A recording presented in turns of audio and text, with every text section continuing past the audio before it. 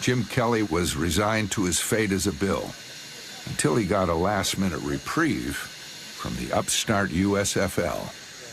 He was in the office ready to sign. I was outside anticipating we'd have him signed and going to congratulate him. I remember a secretary coming into the meeting and interrupting and asking one of my agents, there's a very important phone call that you need to take. I was general manager of the Chicago Blitz. I called to the Buffalo offices, and for some reason they put me through. His agent told me, they don't even know who I'm talking to. I said, well, don't tell them who you're talking to. Just, you got to get out of those offices, and we'll talk tonight. And there's no way that they won't pay you more if you walk out of there. And I promise you, the USFL will pay you more than that. It was a mistake on the secretary's part. When he walked out, I knew we'd lost him. USFL said, pick whoever you want. Who do you want to play for? We just need to get top quarterbacks into this league. Tell us who you want to play for. And then I remember going to the Houston Gamblers and playing at Dome Stadium, quarterback, no wind, no rain. They talked me into it. Do you think this is a big chance you're taking? Is it a big risk for you? Anything you do is, risk. You have to take some gambles, and that's why they're called the Houston Gamblers. Kelly's gamble paid off. He was USFL MVP in 1984. Throwing for more yards than anyone in pro football. And at the time, he had few regrets. I do want to retire in Houston, and I probably can go on days and days talk about why I picked USFL or the NFL. Would you rather be in Houston or Buffalo? I'll stop there. Just call him Kelly Green. Green as in money. And it took almost $8 million worth of green to put Jim Kelly in a Bills uniform. In 1986, the collapse of the USFL and the biggest deal in NFL history made Buffalo look a lot better to Jim Kelly. Now, it's home. To be able to sit here today, 52 years old, and understand that there are reasons for everything, I will wake up tomorrow, look back on my NFL career with a big smile.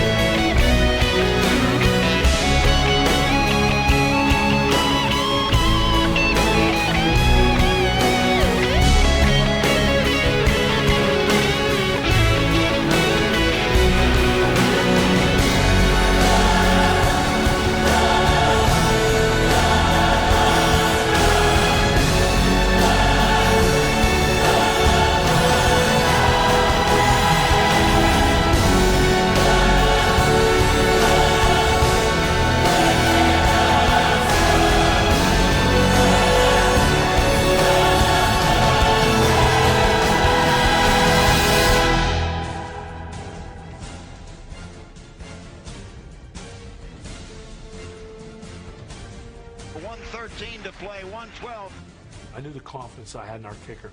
I knew from Scott, anything inside the 50, he was good, he could make it, and my goal was to get our team inside the 30-yard line. 31 seconds left. Here's a running play. Thurman Thomas at the 40, 35, 30. We're down to 12, 11, 10. Kelly may spike the ball here. I think he will spike the ball. High drama here in the Super Bowl.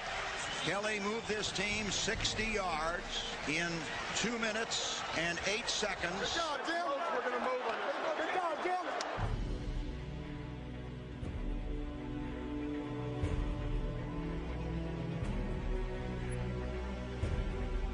The quiet man of this football team, Scott Norwood. He can fire the shot heard round the world now. If there was any thought in my mind at all, believe it or not, if he makes this, there's still going to be about 4 seconds left. Now, what are we going to do? You know, think about it. He has made 8 of his last 9. Scotty's going to have to do his thing. You know, that was it. I just had confidence he was going to put it through, and we were going to win the Super Bowl. We're going to go home happy, and you take a deep breath, and just relax. It's going to go through. Oh, boy. Hearts beat faster in Buffalo. This shot will be 47 yards. Reich waiting for the snap.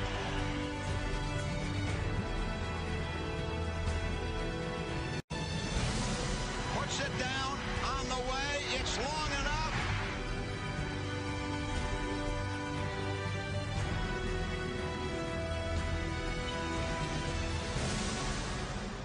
And it is no good.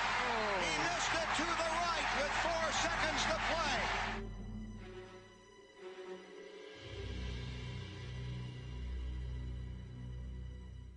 From this day on, I still thought that thing went through. On that sidelines, it looked like it was coming right through. Well, it was a heartbreaking way to lose it for the Bills. An anguished look on the face of Jim Kelly. Yeah, it hurt. I felt for the players. I felt for the city of Buffalo. And, to be honest with you, for my family. For my 5 brothers, my mom and dad that helped me throughout my high school, college, and NFL career. They were right there with me the whole time. I felt for them. Cornelius and I walked off the field together that night, and we just shook our heads and said, damn, just let one get away. They played their hearts out absolutely, but just wasn't to be this year. A very quiet locker room, as you can imagine, after the game, and I went over, didn't know what I was going to say. Sit down next to Scott Norwood. Before I could say anything to him, Darrell and Nate Odoms came over. I said, man, don't worry about it. I missed tackles, man. The game should never have come down to that, and we all had chances in that game to make plays, to make a difference in it. You go back to the hotel, and you just you mourn. You pound your mattress. Finally, you get off by yourself in the dark of night, and everybody's asleep. And I remembered some words from a poem about an old Scottish warrior. "Fight on, my men," Sir Andrew said. "A little I'm hurt, but not yet slain. I'll just lie down and bleed a while. Then I'll rise and fight again." As you might imagine, this hasn't been easy. I've had to make one of the most difficult decisions of my life. I'm officially announcing my retirement from the NFL and as a quarterback of the Buffalo Bills. Number 12 from the Buffalo Bills. My name is Jim Kelly. I'm a husband, a father. He didn't hesitate. That's why he's #1 quarterback in the league. A Hall of Fame quarterback, and I have cancer. As I sit in the chair I'm in today, I know that I'll never be the same. Buffalo Bills face Miami tonight on Thursday Night Football, and Bills Hall of Fame quarterback Jim Kelly is winning a much more important battle, beating oral cancer twice. And here is the moment we were talking about with Jim Kelly. Fans standing in here and outside. And same with us.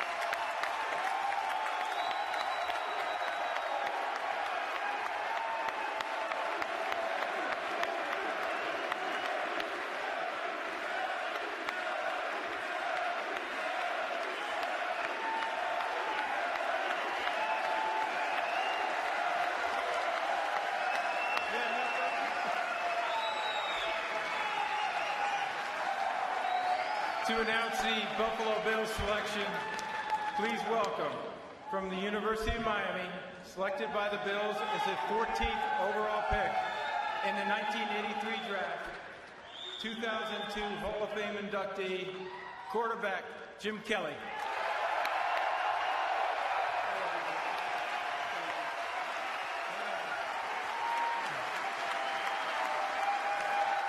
Thank you.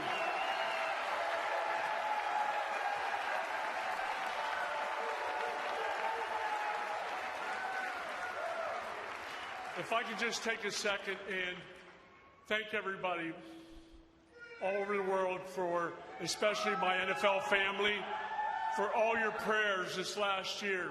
Last year at this time I was in the hospital not knowing if I'd be here today. But because of all the prayers and the well wishes and the love I got from my NFL family, thank you, thank you, thank you. God bless you.